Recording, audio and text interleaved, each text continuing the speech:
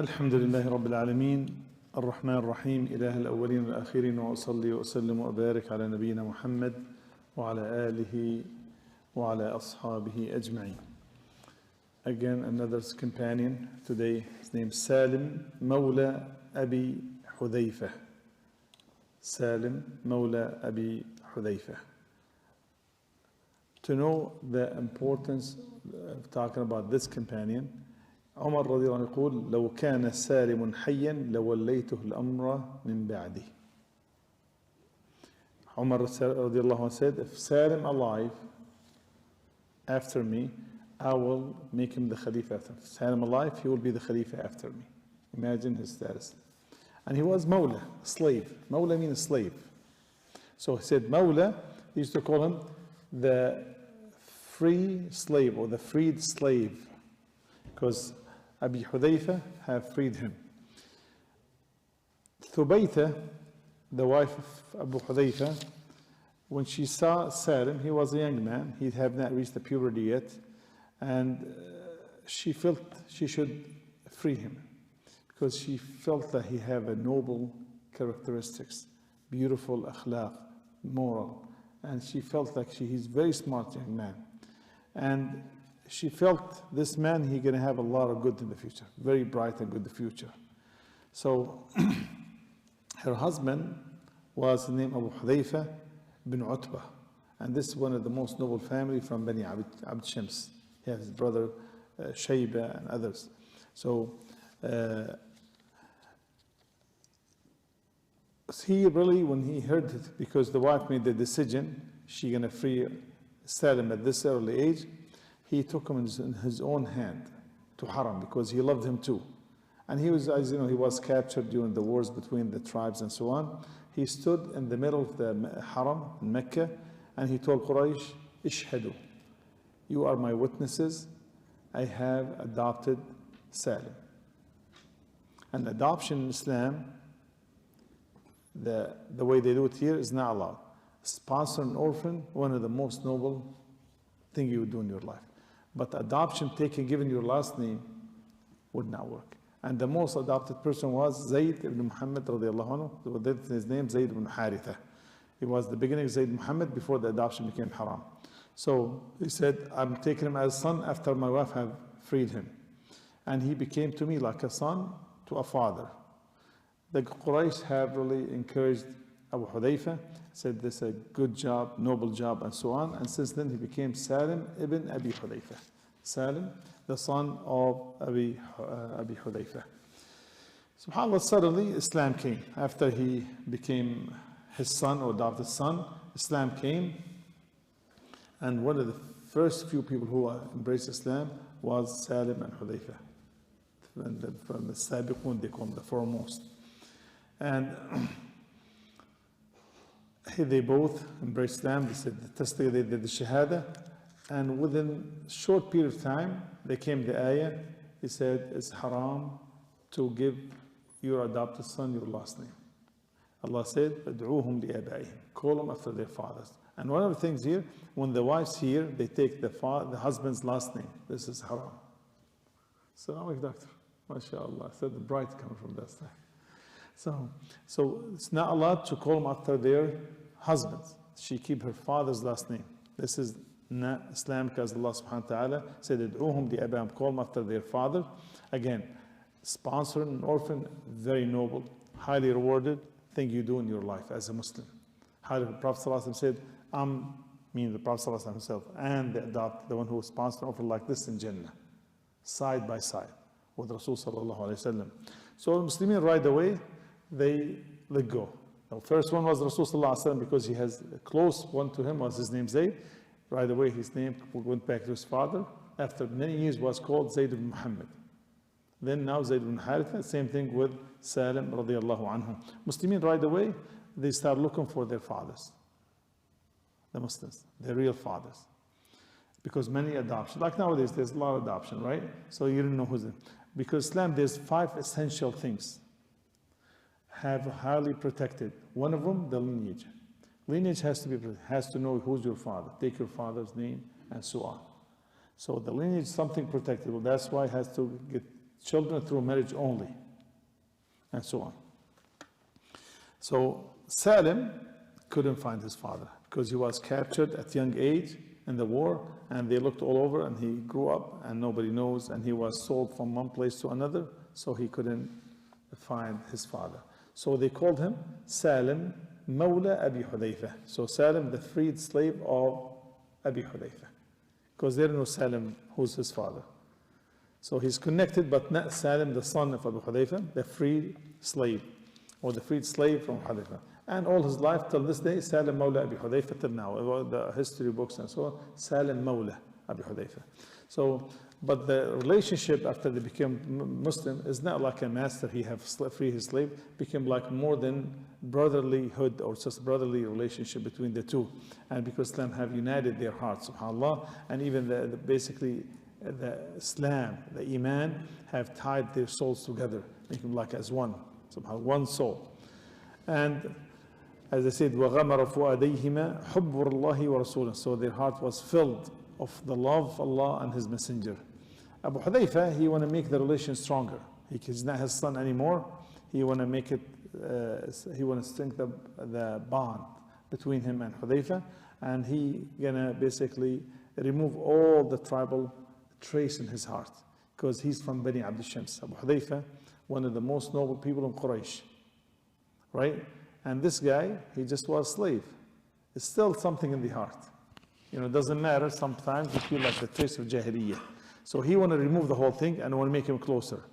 He gets married to his own niece, from the top of Quraysh to Mawla, to a slave. A person was, so she has like the best family in Quraysh, one of the best families of Quraysh.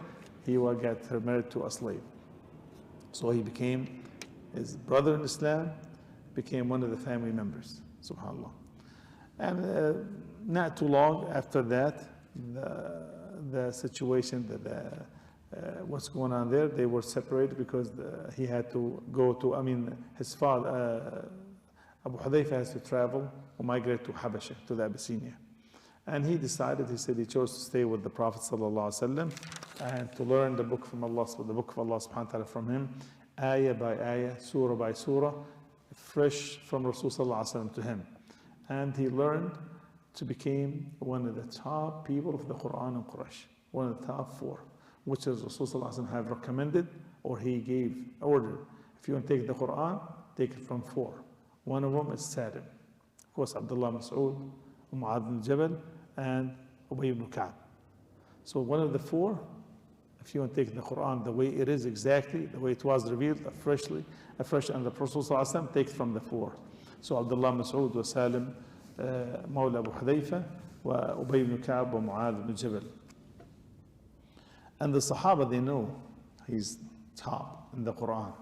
He understands, he know how perfect in reading, and perfect in the meaning, the tafsir, and he's perfect in pondering over even the Quran and understand exactly what the purpose for each ayah. So when the Muslims migrated to Medina, he was the Imam. Even Abu Umar was there. Umar, he was there, but he led the Salah till Rasul ﷺ came to Medina. Then Hudhayfah, Abu Hudhayfah came back after the Hijrah, and they went both to the battle of Badr immediately, both of them, right side by side by Rasul ﷺ. So in the beginning of the battle, Salim told Abu Hudhayfah, now look Abu Hudhayfah, this is your father Utbah, and this is, he's in the front of the army, and ready to basically to destroy Islam, Muslims. He said, Abu Hudhayfah said, yeah, I saw him. And he said, and this is the 2 enemies of Allah, my uncle and my brother, my uncle Rabi'a and my brother Walid. So both agreed upon those, the enemies of Allah subhanahu wa ta'ala. They came here to kill everyone. As Abu Hudhayfah said, he said, Wallahi, if Rasul sallallahu alaihi wasallam allow me to kill both of them, I would do so. But Rasul sallallahu tried to avoid the family members. So when the battle, subhanAllah, was ended, he saw them all get killed. His father, his uncle, and his brother. Yeah. And he's, of course, remember, he's Hind, his brother, Hind bint Utbah. Hind bint Utbah, which is Abu Sufyan's wife, radiallahu anha. She became Muslim. And that's why she wanted revenge from Hamza, radiallahu anhum ajma'in. So he said, Alhamdulillah, Abu Hudhayfah said, Alhamdulillah, Allah subhanahu wa ta'ala have made Rasulullah happy by seeing those people are killed. Talk about his own family member. Then they kept on participating in the battles with Rasul sallallahu alayhi wa sallam till after the death of Rasul sallallahu alayhi wa sallam, till the day of Yamama. Yamama is one of the biggest biggest battle in the history of Islam, which is the Murtaddeen, when the people left Islam. Someone was his name was Salim al-Kadhab, Salim the liar, and he claimed he's a prophet, and he fought against the Muslimin. They said fitna amya, they said blind trial, if you can translate it this way. So this basically, this fitna, this trial was about to destroy Islam and Muslims. Was huge. Most of the Huffaz, the one who memorized the Quran, was killed. That's why one of the reasons they have put the Quran in books. Each one have something, they compiled it together and made it a book. So Hudhayfah and Salim, both together, they went to fight against Musaylimah, the liar. And when they met in the Yamama, and they call it fierce battle. This is something unbelievable. So the battle was so strong, and many people, as I mentioned, killed. Probably they said never happened in the history till then. They never witnessed something like this. Muslimin, they were so brave. So they showed a lot of bravery there. And they were the leadership, under the leadership of Ikrimah ibn Abi Jahl and Khalid Walid. They said form of bravery they never seen. And basically words cannot or fail to describe. The Murtaddeen there, under the leadership, the Murtaddeen we call the apostates, I think, right? So under the leadership of Musaylimah, they were no less courageous than the Muslimin. They as brave as the Muslimin. They have basically they believe they have a cause. And subhanAllah, the Muslimin, they lost the two battles. The kuffar won the battles. Till they said, we have mentioned last time, till those Murtaddeen, they came to the tent of Khalid Walid. They almost captured his wife, Khalid's wife, they said. But she was granted protection from one of the people there. She was granted protection, so they would not take her as a capture. Then Khalid Walid, radiallahu anhu, he reformed the army all over again, and he meets Salim, the leader of Muhajirin. Then he divided the army. You are the Muhajirin, Ansar, and this from the city, this from the desert, and so on. So each one, they want to know where's the weakness come from. So each group, they don't want to be blamed for the loss for the battle. And of course, the Riwal Ansar, the flag of Ansar, the leadership of Ansar was given, as we have mentioned, to Thabit ibn Qais, if I remember. So, and the Zayd ibn Khattab, Umar radiallahu anhu, he stood up, he gave a speech, it reminded the people, and he encouraged the people till Allah subhanahu wa ta'ala, he said, Wallahi, I'm not going to talk to anyone till Musaylim is defeated. Then subhanAllah, he kept talking, speaking, and so on, fighting, till he got killed. Zayd ibn Khattab, Umar's brother. Then Abu Hudhayfah was calling everyone. He said, oh people of Quran, beautify the Quran with your actions. Meaning apply the book of the Quran in your life. Then he died as a shaheed, radiallahu anhu. Salim, he went with the Muhajirin, as you know. Salim with Muhajirin, he said, subhanAllah, what's wrong with me? All the Muhajirin are, all the carrier of the Quran, the one who memorized the Quran, the one who applied the Quran, they have died as a shuhada. I don't want to be here. Then he went and fought till his right hand got cut off. Then he held the flag with the left hand. They cut off the left hand. He carried the flag like this. And till he remained in the battle in the same position, very firm, subhanAllah, till the wounds basically overwhelmed him. So he has so many wounds, like they said, he was drenched in his own blood. It was like covered with blood. And till the battle was ended, then Khalid Walid was looking for him, he saw him. He was down there, he still have little, sign of life. They said, Ramaq min Hayah. Just like, hardly there's any sign of life.